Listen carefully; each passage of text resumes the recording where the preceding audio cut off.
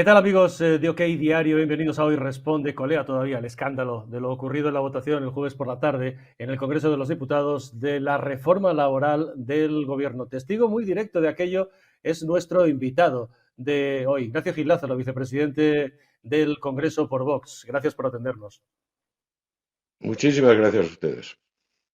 Enseguida iremos a los detalles de todo lo ocurrido. Antes que nada, ¿qué sensación general? Pasadas ya unas horas le queda a usted de lo ocurrido el jueves. ¿Cómo lo calificaría?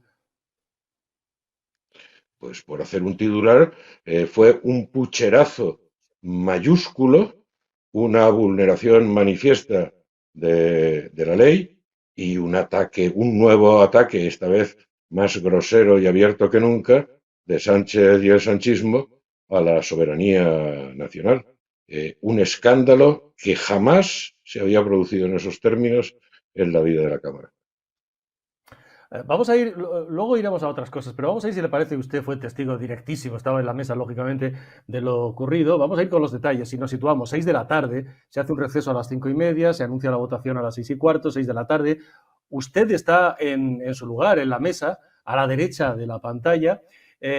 Cuca Gamarra y Ana Pastor están en la izquierda de la pantalla, en el otro extremo de la mesa, hablando con Meritxell Batet y con Alfonso Rodríguez Gómez Celis, el vicepresidente socialista de la Cámara. Ustedes en ese punto no saben nada, ¿no? Están esperando el inicio de la votación y nadie les ha dicho nada, ¿no?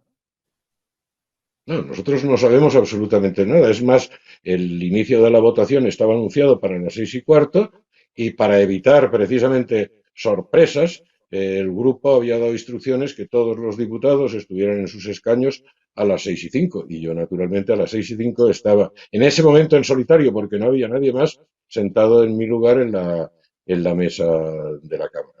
Nadie, ni desde luego la presidenta, ni desde luego la vicepresidenta Pastor, que se sienta a mi lado, nadie dijo esta boca es mía en relación con lo que estaba sucediendo. Es más, hubo un momento en que vi un cierto tumulto a la izquierda de sus pantallas, a la derecha, al fondo de la mesa, y me acerqué a ver qué es lo que estaba pasando y estaba el portavoz de un grupo parlamentario, pero digamos que reclamando por un asunto de carácter burocrático que nada tenía que ver, que se iba a votar y con lo que además al final pasó. Es decir, que en ese momento que estamos viendo, a usted nadie le dice, Ignacio, ven para acá, que pasa esto. Nada, ¿no? No, pero sí es que tampoco es una cuestión graciable de que me lo tuvieran que decir. Conforme a lo que hemos visto después que sucedió, la presidenta lo que tenía que haber hecho ante esa circunstancia que se planteaba era haber convocado a la mesa, allí mismo, de manera incluso informal. Informal en la celebración, pero muy formal en cuanto al contenido, haber dado cuenta de lo que estaba sucediendo y haber pedido que la mesa tomara una decisión al respecto. Eso es lo que imponen el reglamento de la Cámara. Luego, aparte de eso, ya con carácter, si usted quiere, en fin, informal, en el momento de sentarse a mi lado para proceder a las votaciones, pues la vicepresidenta Pastor me podía haber comentado algo, pero no me comentó en absoluto, así como habitualmente comentamos cuestiones de incidencia sobre la marcha. Es decir, Ana Pastor no se siente y le dice, Ignacio, fíjate, ha pasado esto, que hay un diputado que ha votado, que ha pasado esto, nada de nada, ¿no? Nada de nada. Vale, ¿qué Nada, opciones tenía el absolutamente PP? nada. ¿Qué opciones tenía en ese momento el PP para evitar que se iniciara la votación presencial? ¿Existía alguna posibilidad reglamentaria o al límite del reglamento, no sé, le voy a decir, levantarse e irse, intentar que se montara un escándalo político, cuanto menos, si el escándalo era el que es?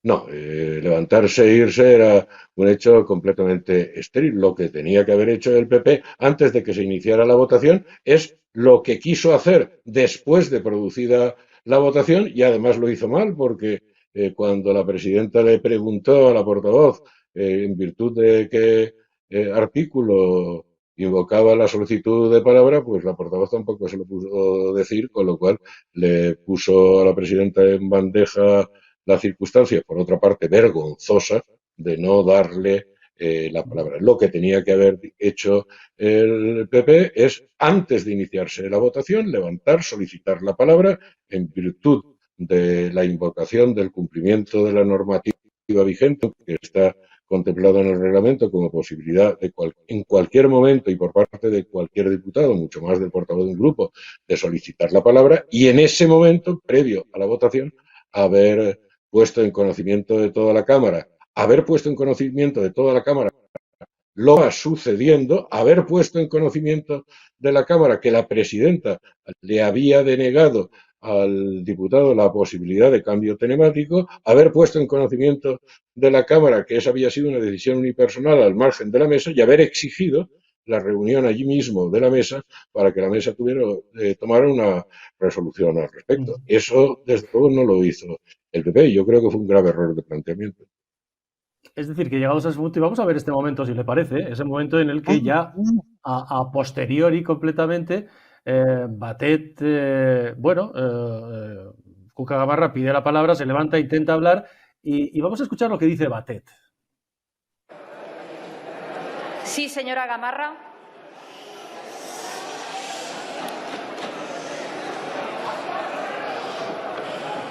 Señora presidenta, con carácter previo a la votación se ha puesto de manifiesto a la mesa un error informático. Sí, señora Gamarra, ¿en función de qué artículo me está usted pidiendo la palabra?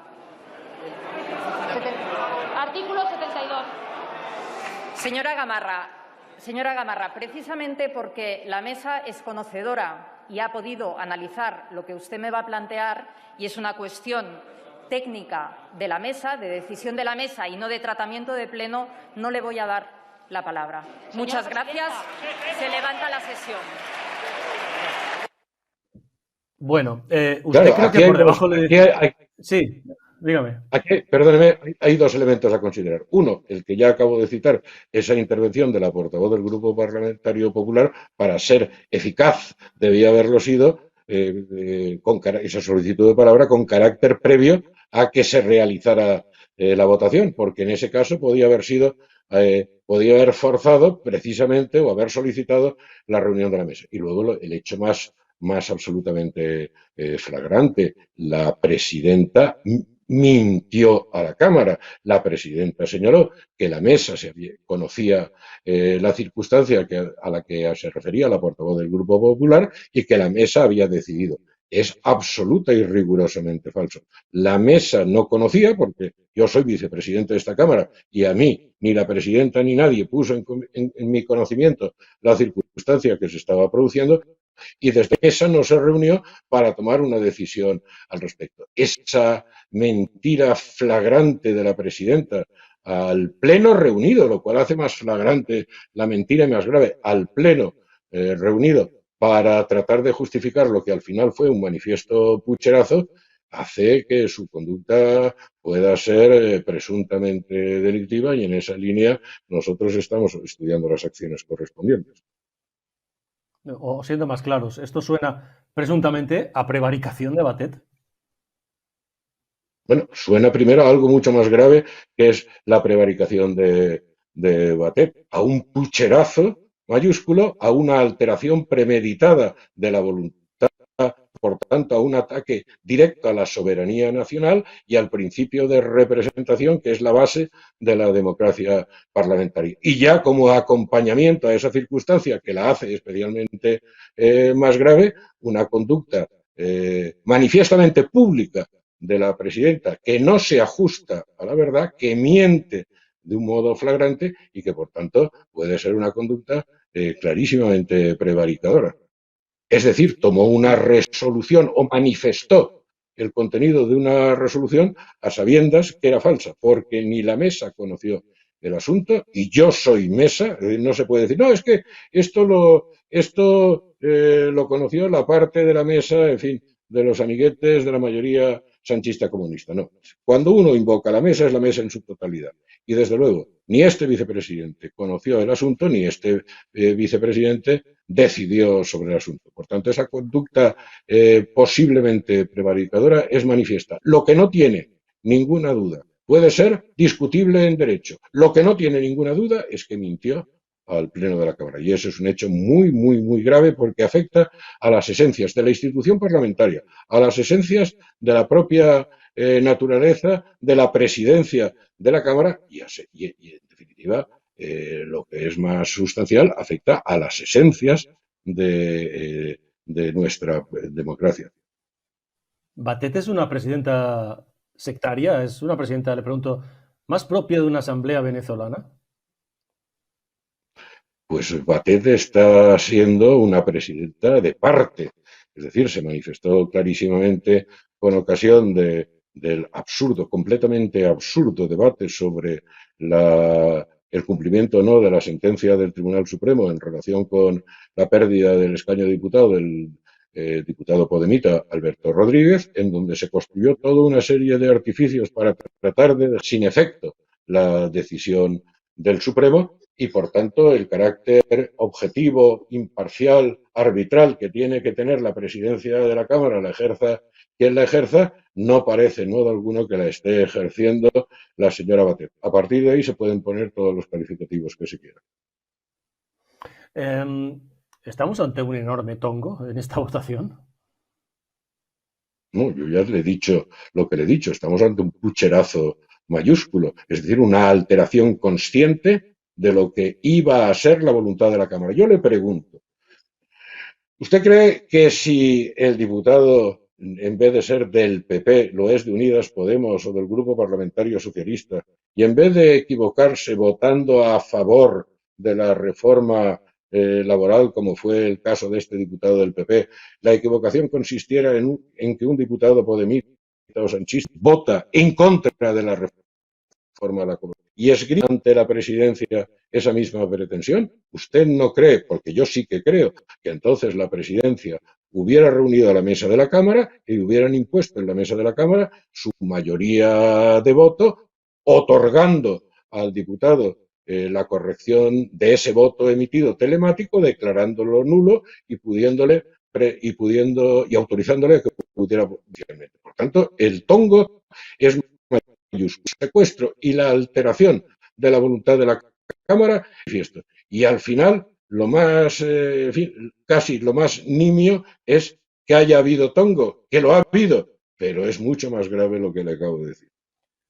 Una cuestión, porque ahora empieza el lío técnico, ¿no? Bueno, es que una cosa es un error técnico, otra cosa es un error humano. Bueno, el caso es que manifiestan claramente que el diputado quiere votar presencialmente. Nadie llamó por teléfono al diputado del PP para contrastar lo que aparece en su votación telemática.